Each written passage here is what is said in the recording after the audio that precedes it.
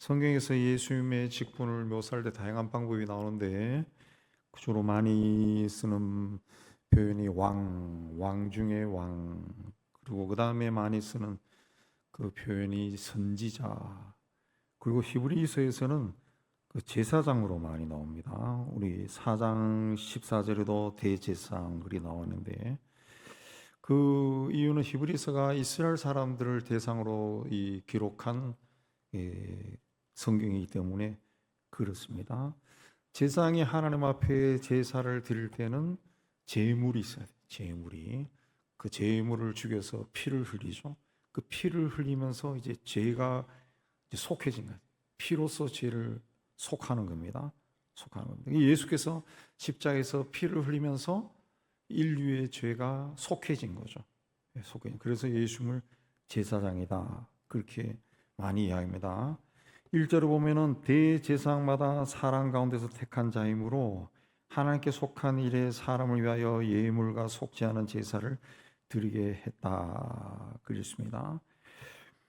대제사장이 제사장들이 이제 백성들이 죄를 위에 가서 하나님께 제물을 바치고 제사를 드리는데, 제사 종류가 많죠. 뭐 속죄제, 뭐 낙헌제, 무슨 제 많은데, 그 지성소에 들어가는 제사는 딱 한 번밖에 없습니다. 속죄제. 백성들의 죄를, 이스라엘의 죄를 대속하기 위해서 지성소에 들어가는 1년에 한 번. 그것도 대제사장만 들어가요. 대제사장. 근데 대제사장이 굉장히 중요한 거죠. 근데 4장 14절에는 대제사장이 예수다 그랬고, 5장 1절에서 이야기하는 대제사장은 이제 이스라엘 백성들의 대제사장입니다. 대제사장. 예. 근데 이 사람이 이 지성소에 들어갈 때 그냥 성막이 있으면은, 구약 시대는 성막, 솔로몬 시대에는 이제 성전 그래 되는데, 성막 안에 들어가면은 성막 안에 또 다른 텐트가 있죠. 그걸 이제 성소로 하는데, 그 문을 열고 들어가면은 두 부분으로 나눠져요. 그 안쪽과 그 바깥쪽에 있는, 문을 열고 들어가자마자 있는 곳이 성소, 그 안쪽에 있는 것은 지성소. 지성소는 이제 하나님의 언약궤가 있는 거죠. 언약궤가 있는 곳인데, 그 지성소에 들어가는 것은 대제사장 또 1년에 한 번 대속죄일에만 들어갔다 그랬습니다. 대속죄일. 그 대속죄일에 들어갈 때 그 대제사장이 속죄 제사를 드리기 전에 먼저 자신을 깨끗하게 한, 자신의 몸을 깨끗하게 하고 자신의 죄를 깨끗하게 하는 의식을 치릅니다. 그러면 그렇지 않으면 죽음을 피할 수가 없어요. 자신을 깨끗하게 하는 이유는 그도 사람 가운데서 택한 자, 죄인이라는 거죠. 죄인이다. 그래서 하나님께 속한 일에 사람을 위하여 예물과 속죄하는 제사를 드린다는 거죠. 예. 그러나 이 대제사장이 1년에 한 번 하나님 앞에 들어가지만은 그는 엄연히 사람이라는 거죠. 사람에게 속한 자는. 그래서 2절에도 자기도 연약에 휩싸여 있다 그랬습니다. 그래서 백성을 위해서 속죄제를 드릴 때 3절에 자신을 위해서도 드려야 된다. 그러니까 1년에 한 번 지성소에 들어가서 이스라엘을 위해 가지고 하나님께 속죄제를 드릴 때 자기를 위해서 먼저 드리고 그 다음에 백성을 위해서 드리게 되어 있었다는 거죠. 그 이야기입니다. 그 이야기. 이 사람은 대제사장, 인간, 그 택한 대제사장은 사람 가운데 택했다. 사람 가운데. 그냥 연약하다는 거죠. 그래서 자기를 위해서도 속죄제를 드렸다는 거죠. 그러나 예수는 자신을 위해 속죄제사를 하나님께 드릴 필요가 없습니다. 왜? 예수는 인간의 육신을 입었지만은 죄가 없는 분이에요. 죄가 없어요. 그 자기의 죄를 용서받기 위해 제물을 바치고 제사를 드릴 필요가 없어요. 바로 지성소에 들어가서 자기를 희생제물로 바치면 되는 겁니다. 그래서 예수님은 바로 지성소에 들어가서 자신의 몸을 제물로 바친 거죠. 십자가에서 자신의 몸을 세상의 구원을 위해 제물로 바친 거예요. 그러니까 영원한 대제사장, 큰 대제사장으로, 인간 대제사장하고는 다른 큰 대제사장, 영원한 제사장으로 영원한 속죄 제사를 드린 겁니다. 그래서 예수님 이후에 어떤 사람도 자기나 자기 백성을 위해 속죄 제사를 드릴 필요가 없는 거예요. 필요가 없는 거예요. 예수의 이름으로 하나님 앞에 나가면 되는 거예요. 하나님 앞에 나가는 되는 겁니다. 되는 거예요. 근데 세계 곳곳에 있는 그 많은 종교들이 있는데 그 많은 종교들이 여전히 제사장을 통해 가지고 자기들이 믿는 신에게 나갑니다. 그 제사장이 그 짐승을 잡아 가지고 피를 흘리고 제물을 바치고 자기 신에게 들어가요. 근데 그게 참 희한하게도 세계에 있는 모든 종교가 거의 비슷합니다. 비슷해요. 제가 오래전에 인도에 갔을 때도 우리 선교사가 그 이방 종교에서 제사를 어떻게 드리는가 구경시켜 준다고 해서 한번 들어간 적이 있는데 그 짐승을 잡아가지고 그 바치는 거예요. 그러니까 제사 드리는 곳에 들어가니까 피 비린내가 나더라. 비위가 상한 사람은 구토가 날 정도로 이 짐승 방금 이 짐승을 잡아가지고 제물을 바쳤대요. 예. 아주 막 피비린내. 근데 그런 제사법이 쭉 내려오는 거 보면은 그 인류는 하나인 것 같아요. 그러니까 노아의 자손부터 쭉 내려오면서 그게 전해지고 하면서 이제 변질이 돼간 거죠. 예.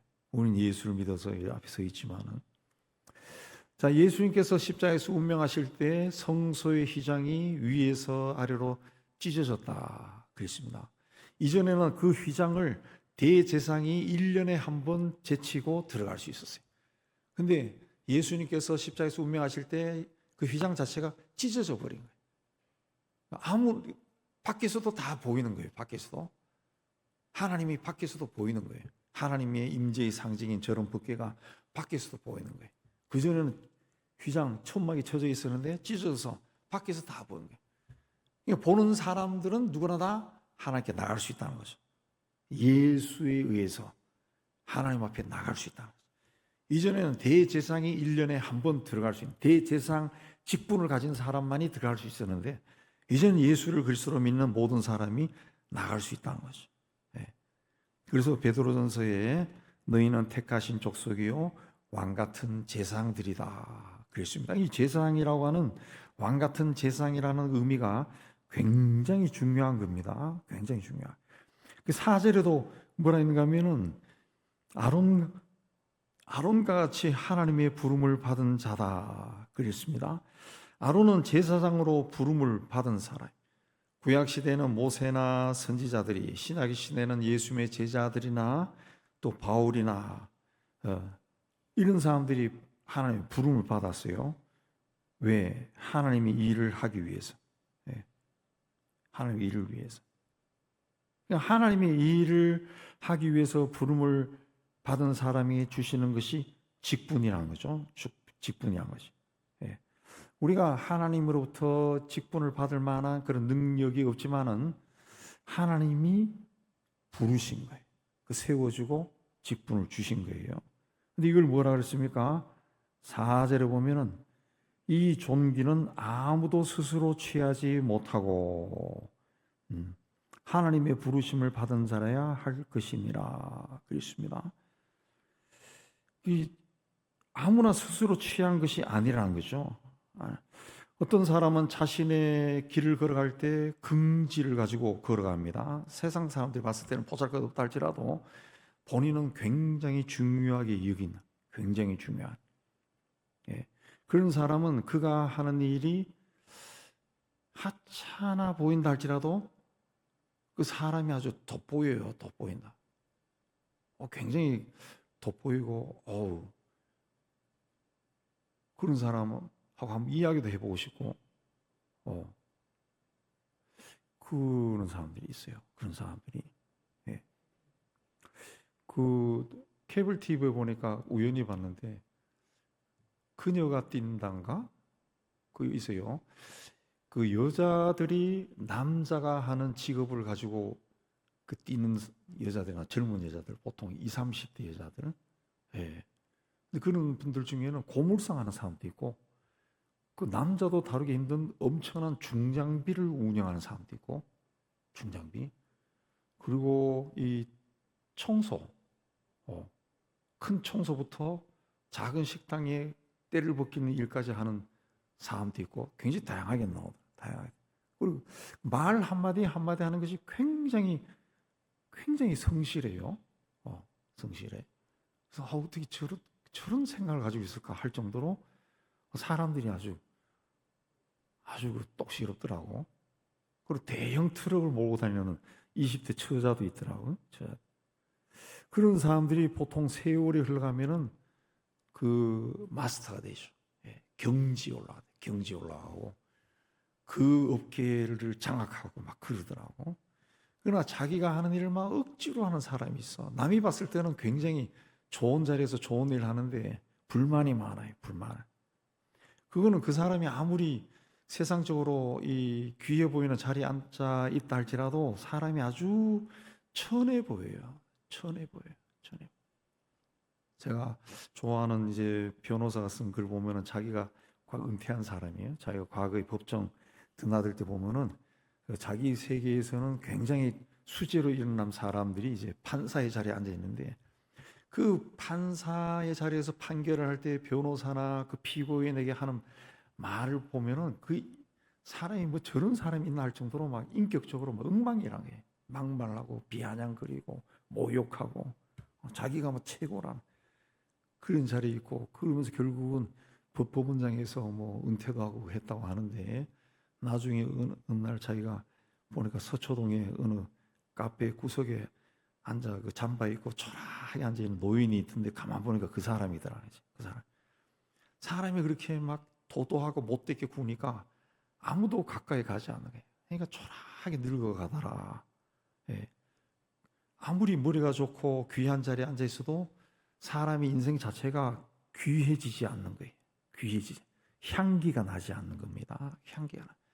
그러나 그가 어떤 직업을 가지고 어떤 직종에 종사했건 간에 자기의 삶을 사랑하는 사람은 하나님도 사랑할 수 있고 이웃도 사랑할 수 있어요.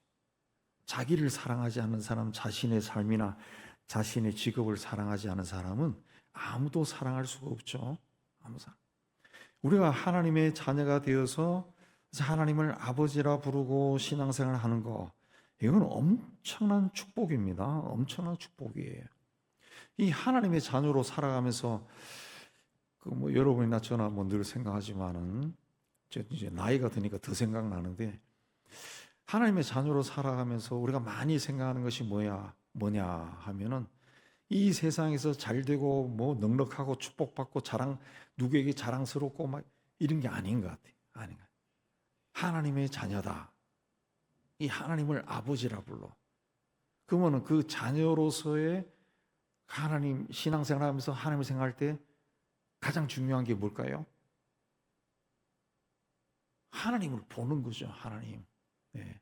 우리가 아버지, 어머니 그럴 때 우리가 자랄 때도 그렇지만은 제일 편하고 그런 것이 아버지, 어머니와 같이 있는 거예요. 같이 있는 거. 내가 나이가 들고 뭐 그렇게 하면 그게 좀 덜해지지만 그래도 한참 자랄 때는 아버지, 어머니와 같이 있으면 뭔가 든든하다. 든든하다. 그 하나님을 보는 거예요. 근데 하나님을 눈으로 볼 수 있는 것은 언제입니까? 뭐 환상을 통해서도 볼 수 있지만은 그 뭐 죽어야 볼 수 있죠. 죽어야 볼 수 있죠. 그래서 우리가 신앙생활을 할 때 그 죽음에 대해서도 많이 생각해야 돼요. 죽음에 대해서. 예. 아, 내가 죽으면은 어디로 가나? 나 하나님 앞에 가겠지. 그러면 그 세계는 어떠할까? 천국이라고 그러는데 천국은 어떠할까? 천국이라는 것을 그 세상 사람들이 상상을 많이 해놨어요. 그림도 그리고 뭐 영화 속에서도 천국이 나오고 상상을 많이 했는데 그런 곳일까? 아니면은 전혀 다른 세계가 펼쳐질까? 그 천국을 생각하는 천국, 그 죽음을 생각하고. 예. 그래서 내가 이 죽을 때 저도 그 상상하는데 내가 어느 순간에 갑자기 죽을 수도 있어요. 뭐 요즘 보니까 잠자다가도 죽는 사람이 있고 밥 먹다가도 죽는 사람도 있고 갑자기 죽는 사람도 있고, 저도 그 죽지는 않았지만은 그 3층에서 그 구부리고 책상 밑에서 뭘 정리하다가 기억이 없어. 몇 시간이 지났는지 기억이 없어요. 예. 뭔가 삐뽀삐뽀 소리가 들려가지고 깼는데, 깨니까 그냥 위에 빛이 막 쫙 비치더라고. 이게 뭔가 했더니만은 사무실 천장에 전등빛이 예. 정신 잃어버려. 빛이 막 쫙 이게 뭔가 정신을 막 머리를 흔들면서 보니까 덩고 있더라고. 예. 뒤로 이제 뻗어 있더라고. 이게 1시간이 지나 2시간인지 모르겠는데, 그래서 사람이 가는 거예요. 어느 날 갑자기 가는 거라고. 우리가 죽음을 많이 생각해야 될 것 같아. 많이 생각해야 돼. 죽음을 많이 생각하고 그 죽음이 찾아왔을 때 내가 어떻게 한다라고 많이 생각하는 사람은 막상 자기가 어떤 고칠 수 없는 병에 걸렸다, 아니면 어떤 사고로 인해 내가 이렇게 죽는가 봐, 그런 마음이 들었을 때 두려움이 없죠. 두려움이 없어요. 많이 생각하면은 내가 이렇게 죽는구나. 그리고 뭐 그 죽는 순간에 뭐 영화나 드라마에 나오는 것처럼 뭐 아들이 보고 싶고 딸이 보고 싶고 손자가 보고 싶고 그런 임사 체험한 사람들의 책을 읽어보면은 생각 하나도 안 난답니다. 뭐 가족 생각 아무것도 안 난대. 그냥 자기만 생각해. 자기만. 신 앞에 자기. 내가 죽는구나. 이게 생각나는 거지. 뭘 자손들 생각나고 부모 형제 하나도 생각 안 한대요. 내가 죽는구나. 그것만 생각하나. 그 다른 세계로 막 들어가는. 그래서 뭐 여러분이나 저나 개인적으로 내가 죽음을 맞이했을 때 두려워하지 않고 하늘의 문이 열리면서 쫙 가는, 하나님 앞에 가는 그런 일이 일어난다라고 하는 거, 그 굉장히 축복이죠. 축복입니다. 그런 순간을 맞이하기 위해서는 하나님이 나에게 주신 그 인생을 사랑해야죠. 사랑해야죠. 뭐 인생길에 뭐 이런저런 일이 나고 뭐 자식들이 어쩌저쩌게 하고 뭐 부모 형제 뭐 주변에 있는 거지, 아무리 뭐 할지라도 나는 이 인생길을 걸어왔고 끝까지 걸어왔고 이제 새로운 세상을 향한 문이 열리면서 내가 그 길로 들어가는. 예.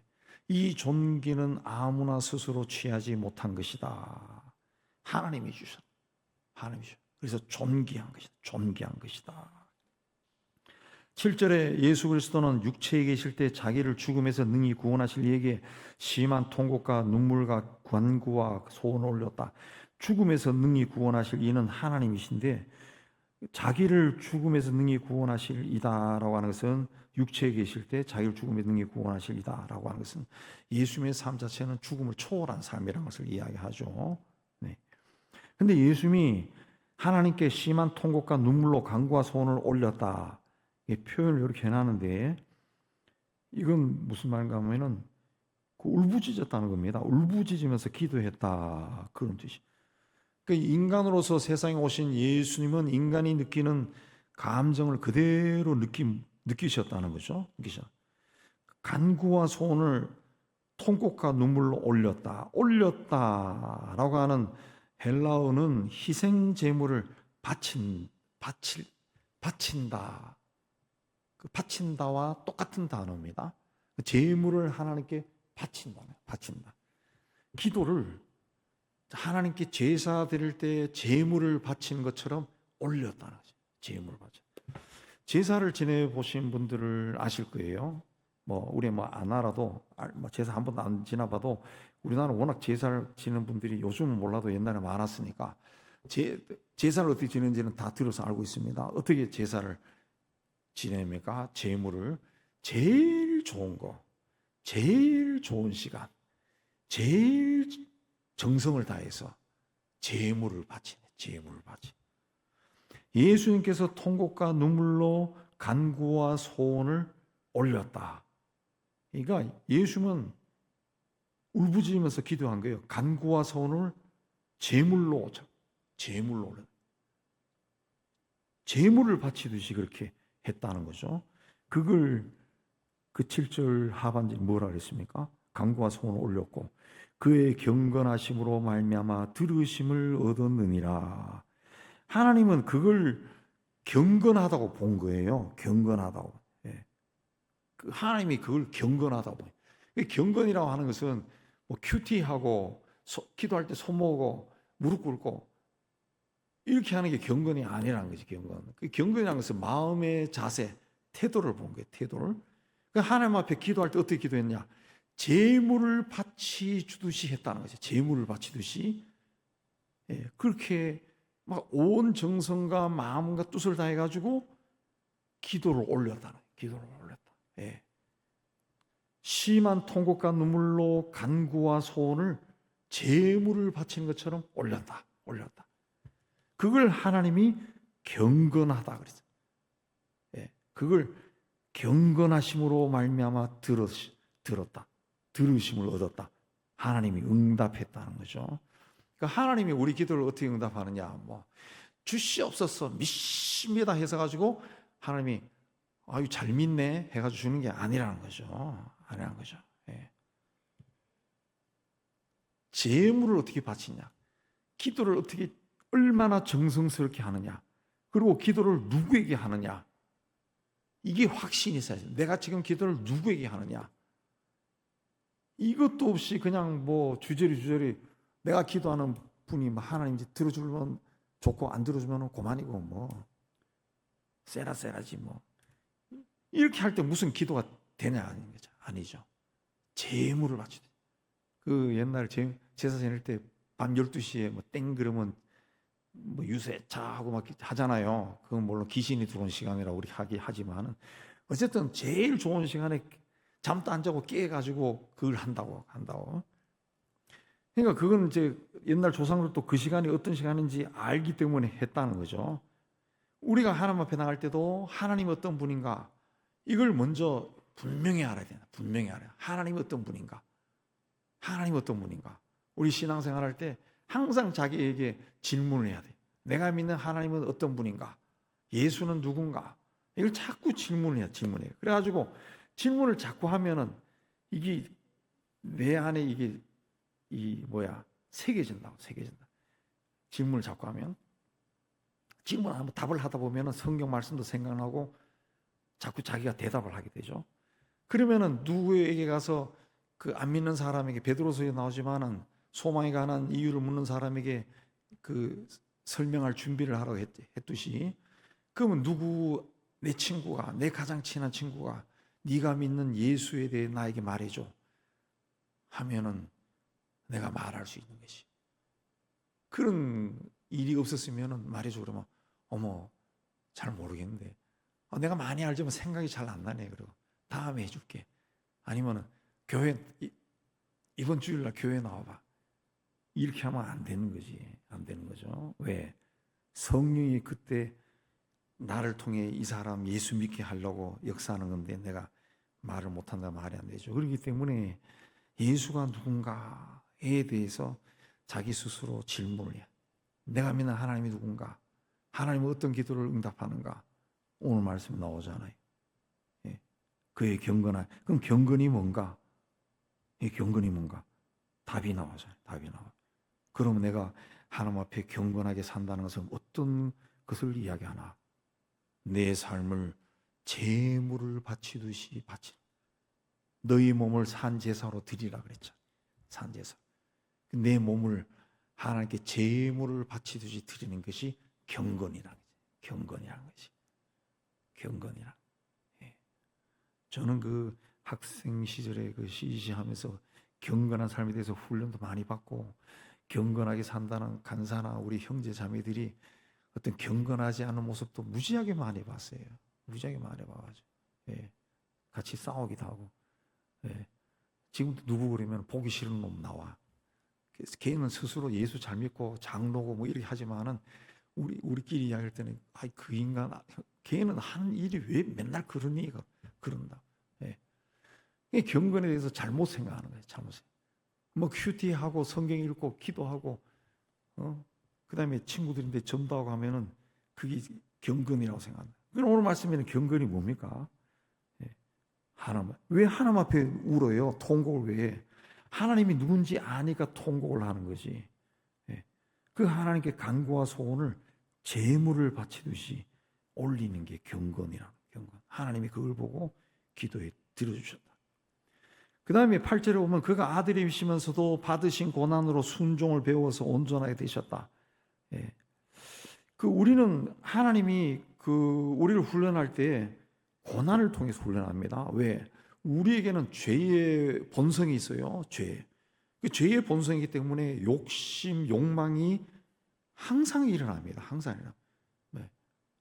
지금 고백하고 십자가의 보혈로 씻음 받고 돌아서면은 또 조금 있다가 또 욕심이 또 올라와요. 또 올라와. 그 욕망을 떨쳐내는 게 쉽지 않아요.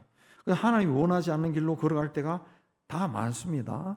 하나님도 우리가 이런 습성을 가지고 있다는 것을 알고 있어요. 그래서 우리가 하나님께 기도하고 또 세상적으로 나갈 때 하나님이 아우 나쁜 놈 다음에 올면은 절대로 들어주지 말아야지. 하나님은 그렇게 하지 않습니다. 하나님 다 아니까. 하나님이 그래서 그러면 어떻게 하냐? 돌이킴의 역사를 일으키는데 돌이킴의 역사는 뭘로 통해서 합니까? 고난을 통해서. 고난, 어려운 일을 딱 생기게 하는 거죠. 예. 그 어려운 일이 생기게 하면은 하나님이 나에게 와서 돌아오라, 나에게 오라. 말 안 해도 옵니다. 말 안 해도 와요. 말 안 해도. 다른 이야기지만은 우리가 30대, 40대 동창회 하면은 여자분들은 내가 모르겠지만 남자들은 30, 40대 동창회만 안 나옵니다. 다 바쁘다 하면서. 근데 50대 후반, 60대 하면은 오라고 전화 안 걸고 그냥 몇 월 며칠 어디 동창회 그러면 다 나온다. 왜? 심심해요. 심심해. 갈 데도 없어. 불러주는 데도 없어. 예. 다 나온다. 예. 그 인간에게는 욕심이 있다. 욕심이 있어요. 욕심. 그 욕심을 다스리는 법을 고난을 통해서 하나님이 주신다는 거지. 그래서 우리는 고난을 통해 훈련을 받고 하나님 앞에 견고하고 단단한 자로 세워져요. 그런데 예수님은 고난을 받지 않습니다. 예. 그럼 그가 아들이시면서도 받으신 고난으로 순종을 배워 온전하게 되셨다. 그럼 예수님도 고난을 통해 순종을 배워서 온전하게 되느냐? 여기는 이 말씀은 그게 아니라 예수님은 순종하는 길을 걸었기 때문에 고난을 겪으심. 순종했기 때문에 고난을 겪으심. 순종했기 때문에 고난의 길을 가는 거예요. 예. 그래서 이 말씀이 그 말씀이에요. 이 번역이 보면 고난을 통해서 순종을 배워서 온전히 된 게 그게 이퀄로 나가는 게 아니라 예수님은 아버지께 순종하는 길을 걸어가면서 고난을 겪으심. 고난을 겪으심. 적절한 이유가 아니지만 저희가 이제 그 목회자가 돼가지고 이제 신학교를 가고 다른 선택을 할 수도 있었지만 신학을 해서 목회사 이 길을 걸어가면은 이 나름대로 우리도 고난의 길이라 그러죠. 고난의 길. 들어도 말 못하고 말하고 싶어도 말 못하고 그냥 꾹 참고 그냥 가는 게 이건 왜 그리 걸어가야 되냐? 순종했기 때문에 받는 고난이라는 거죠. 순종이기 때문에 군대 가면은 이제 받는 훈련이 순종입니다. 순종, 복종이죠. 복종. 군대는 순종보다 더하는 복종입니다. 복종. 예. 세상에서 편안하게 살던 청년이 군대에 들어가면은 그 복종해야 됩니다. 군인의 길은 고난 자체예요. 고난 자체. 근데 그걸 고난의 길이지만 복종했을 때는 편안해요. 편안해. 그 복종하지 않으면은 순종하지 않으면은 힘든다는 거지. 힘들어요. 예, 자꾸 자기 성질이 튀어나오고 그러면은 누가 막 명령하고 그러면은 막 기분 나빠. 뭘 해 그러면 지는 안 하고 왜 나 시켜? 기분 나빠. 그럼 그야말로 총을 한번 드르륵 해버리고 싶고 막 그렇다고. 그러나 순종하면은 나름대로 그 일도 재밌다고. 재밌고 그래 하니까 거기서 또 군인이 되는 거죠. 하나님이 일을 할 때 하나님의 뒤를 하나님이 일을 할 때 우리가 그런 자세를 가져야죠. 순종이 앞서야죠. 예수님처럼 순종이 앞서면은 그 길을 따라가면서 고난을 겪거나 어려운 일을 만났을 때 그 힘들지 않은 거예요. 힘들지 않은 거예요. 근데 순종하는 마음이 없으면은 매사에 원망과 불평이 생기고 시비를 가르려고 하고 지는 안 하면서 왜 나에게만 자꾸 시키나라고 기분이 나빠지. 그럼 본인의 신앙도 성숙해지지 않은 거예요. 교회도 시끄러워지는 거예요. 교회 시끄러워지. 예. 그러나 예수님은 순종의 삶을 살았습니다. 그래서 아들이시면서도 받으신 고난의 순종을 배워서 온전해지셨다. 이 말이 말씀드린 것처럼 아들이시면서도 순종했다는 거예요. 그래서 자기에게 순종하는 모든 자에게 영원한 구원의 근원이 되시고 대제사장이라 칭함을 받으셨느니라. 그래서 멜기세덱의 반차를 따라 멜기세덱은 이제 아브라함이 11조를 바친 건데 멜기세덱은 이제 하나님의 아들의 표상이죠, 표상. 그래서 예수님은 대제사장이 되셨다. 대제사장이다. 이라 칭하심을 받았다. 그랬습니다. 하나님 나라의 최고의 덕목은 순종입니다. 순종. 순종해서 하나님의 길을 걸어갈 때 내가 순종해서 하나님의 길을 걸어가는 거예요. 그러면 그 걸어가면서 받는 힘들고 어렵고 슬프고 괴로운 일들은 우리가 다 소화할 수 있는 그 길로 계속 갈 수가 있는 거예요. 툴툴거리지 않으면서도 갈 수 있는 거예요. 가면서도 그렇게 계속 가는 거예요. 가면은 하나님이 주시는 나만이 느낄 수 있는 특별한 은혜가 그때부터 들어오시잖아요. 자꾸 들어오. 예. 그러면은 그 길을 끝까지 갈 수 있는 거죠. 바울의 고백처럼. 예. 어떤 길을 걸어가도 부하고 비난길을 걸어간다 할지라도 나는 모든 것을 감당할 수 있습니다. 하면서 그 길을 쭉 걸어가는 거예요. 마지막에는 바울이 그 참수를 당했다 그러죠. 목이 쳐서 죽었다고 그렇게 하는데 그조차도 두렵지 않는 거죠. 두렵지 않는 거죠. 왜? 아유, 내가 이렇게 빨리 가는구나. 하나님 앞에. 이제 하늘문이 열리는구나. 아우, 하나님 보게 되겠네. 그 기쁨으로 갈 수 있는 거죠. 기쁨을 할 수 있는. 네. 우리도 나중에 훗날 우리에게 그 죽음이라는 것이 찾아왔을 때 슬퍼하고 괴로워하고 고통스러워하는 것이 아니라 이제 하늘나라가 열리는구나. 저는 그 많은 사람의 임종을 봤는데 그 임종할 때 진짜 어떤 분이 하늘나라가 열리는구나. 문이 열리는구나. 그렇게 말하는 사람 봤어요. 몇 사람 봤어요. 하늘문이 열리는구나. 그래서 할렐루야. 그리고 어떤 사람 얼굴이 갑자기 환하게 변해지는 사람, 미소가 확 퍼지는 사람 본 적이 있어요. 본 적이 있어. 예. 그거는 제가 생각할 때는 그분이 평소에 그 나이에 이르도록 죽음이라는 것을 많이 생각하고 하나님 천국에 대해서 많이 생각한 분들이야. 많이 생각한 분들. 예. 그런 분들이 죽는 임종의 순간에 얼굴이 환하게 바뀌어. 그리고 미소가 싹 들고. 예. 어떤 분들은 눈물이 이쪽으로 쭉 흐르면서 운명하는 분들이 있어요. 아마 감격해서 그러겠죠. 예. 우리에게도 그 하나님의 자녀로서의 그 영광이 그 언젠가 임하기를 주님의 이름으로 축복합니다.